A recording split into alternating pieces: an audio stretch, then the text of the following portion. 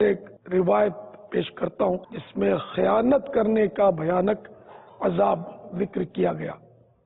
چنانچہ مکاشفۃ القلوب میں ہے، بروز قیامت ایک شخص کو بارگاہ خداوندی میں پیش کیا جائے گا، ارشاد ہوگا تو نے فلاں شخص کی امانت واپس کی تھی؟ عرض کرے گا نہیں۔ حکم پا کر فرشتہ جہنم کو لے چلے گا، وہاں جہنم کی گہرائی میں اس امانت کو رکھا ہوا دیکھے گا اور وہ شخص اس امانت کی طرف گرنا شروع ہوگا، یہاں تک کہ 70 سال کے بعد وہاں پہنچے گا اور اس امانت کو اٹھا کر اوپر کی طرف چڑھے گا۔ جب جہنم کے کنارے پر پہنچے گا تو پاؤں پھسل جائے گا اور پھر جہنم کی گہرائی میں جا پڑے گا۔